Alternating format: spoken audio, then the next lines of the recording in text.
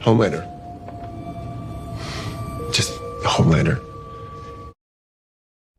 Main takeaway from this previously on seems to be don't get all broken up over America's pube. Cool, and what's the sin? Oh, you can't think of one? Okay. Also, I was really excited to find out what nervous system mystery was revealed. And, as it turns out, had men rose from down Lady Abel, its son him furrers proceed 6 parlors. And if that wasn't surprising enough, Difford and Felicity's steepest Mrs. Age outweigh. Opinions learning likewise daughter now. This is actually a decent sin. Damn, that's shocking. Thinking anyone watching this shower scene prefers this motherfucking snake on this motherfucking spine over the long-awaited reveal of Carl's Jr. Come meet the 7 in person. Saying come meet the 7 and showing us 7 pictures, but those pictures not being 7 pictures of the 7. Discount Jeremy doesn't understand marketing. It's not supposed to be honest, kinda like your entire channel. An exclusive sneak peek of training. I'd like a rewrite of this joke where they keep Will Ferrell, but instead the title is A Training Day. Just hear me out. King Kong ain't got on me. Discount Jeremy makes a pop culture ref. After their bloody campus rampage, Marie Moreau and the other Godolkin 4 have seemingly vanished into a dark, gaping hole. TV commercials positioning about some details from the other show as if it's not just a dark, gaping Easter egg. You're trespassing on my property. Get the hell out of my yard. JT, let me have this house. JT let you have my house. Yes. My shed. I want it. You're trespassing on my property. You didn't win in my yard. Wait. All of you. Daddy, chill. What the hell is even that? This will be a quick meeting. It won't, but I'm excited because it looks like the real hero of the story is finally going to be bureaucracy. Let's see all the fun things they get accomplished. Gets them out of the military, policing, tanks their stock, buries them in lawsuits. So, Annie delivers a bunch of exposition about what the soup control bill will do. Got it. Your PR department is kind of man. Your ad buys during CSI Las Vegas are definitely winning over the left the TV on because they're dead demo. Then she insults his PR department, CSI Las Vegas, and the dead, respectively. Not as productive as I was hoping for, but we're on a path to a real zinger, I'm sure of it. I can get people into the streets all over the country. Okay, so a vague plan to drum up support. Riveting, and much more fun than the violence and dismemberment we usually get from the show. This sin is usually reserved for House of the Dragon videos, but Discount Jeremy complains about the show having a story cliche. All I saw was his ankle. He had these scars, all these burns, maybe. This is why you always go shrimping. You never know in case your lover... Skip. The algorithm to find the most receptive users, then blast the articles to the top of their social feeds. I'm horrified by this accurate portrayal of how social media works in real life, but this lacks the soup-flavored creativity that I was hoping for. The Boys is now just giving us villains that exist in the real world. You know, except for the fact that they have superpowers, and Sage is using hers right now to concoct a plan that will overthrow the government.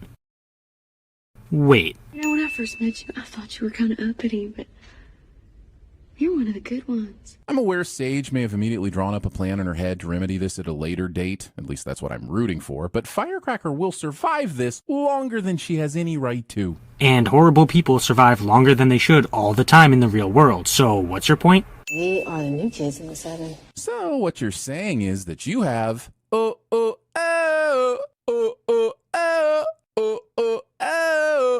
right stuff. Discount Jeremy tries to sing in a video cliche.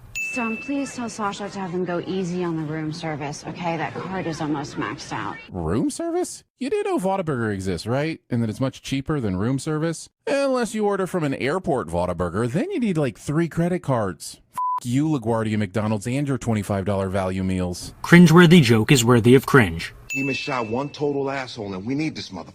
Funny, because Huey suggested bringing back Butcher in the previous episode when you said you wanted to flip A-Train, and you told him no. Hey, have you guys met Consistency? Never heard of her. So you guys have never changed your mind about anything? Ever?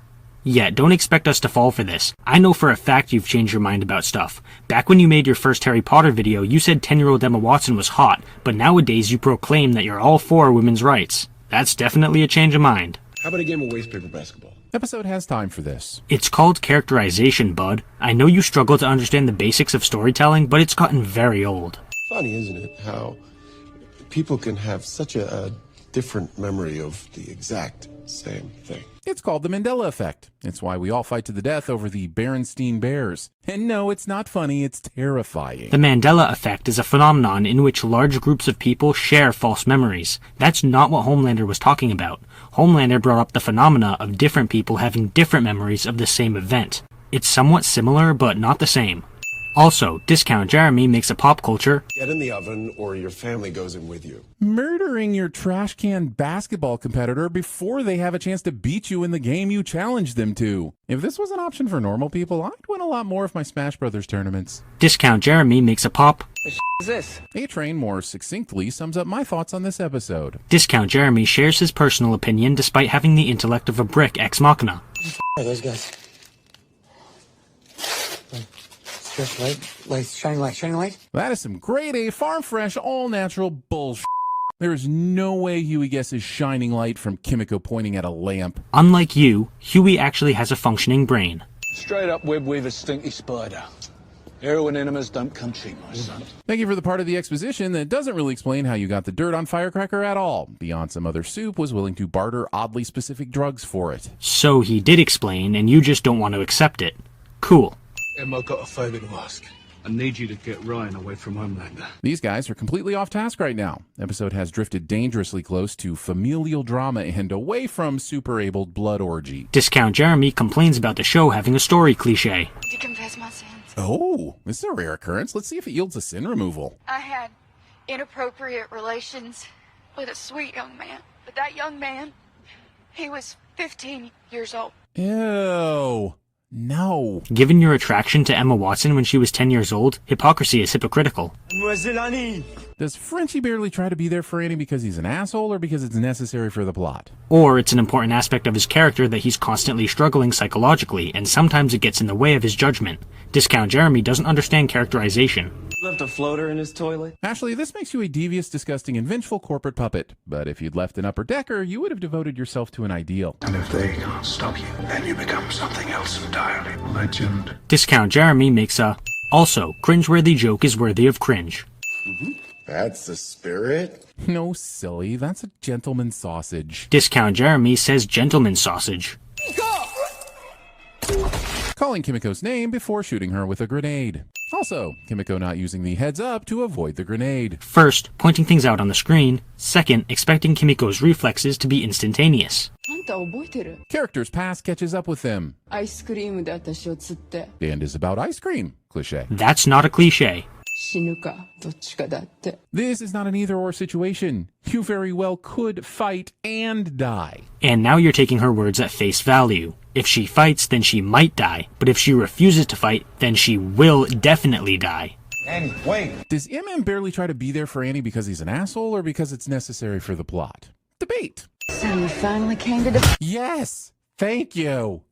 I mean, this moment where Annie finally lays a well-deserved smackdown manages to be the cathartic relief that I've been hoping for every time I had to hear Fireworks spout some ignorant, pandering nonsense. But it's also gut-wrenching to see Annie overcome with very real pain and pushed to the brink when her actions ultimately undo everything she's been trying to accomplish. This isn't the kind of sin removal I'm happy about, but if you're gonna deliver emotionally complex situations like this, I have no choice but to hit you in the face with one. I love this duo of sins. You just can't make this up. You claim that MM is never there for Annie, and then show a scene of MM reeling her back in when she's beating the pulp out of Firecracker, which is a great example of him being there for her. He's preventing her from going further and getting into actual trouble.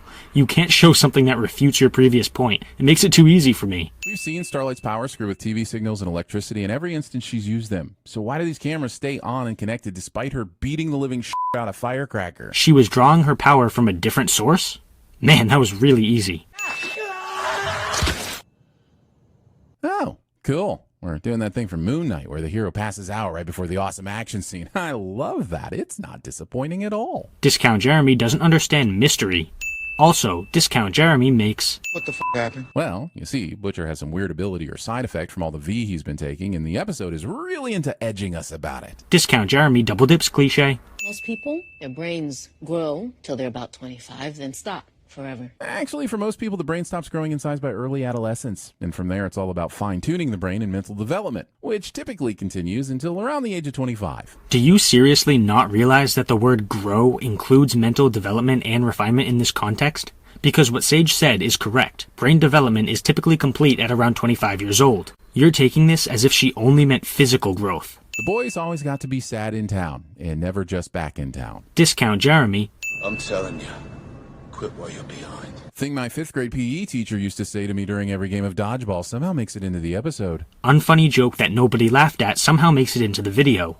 doctor said any time now. Allow me to once again sin the fact that you've had Simon f***ing Pegg in the last 4 episodes just lying in a bed. Discount Jeremy double dips cliche.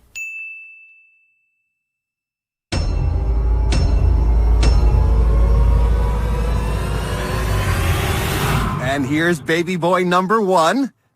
1 more to go. And here he... Oh dear. Oh no, did Dave not make it?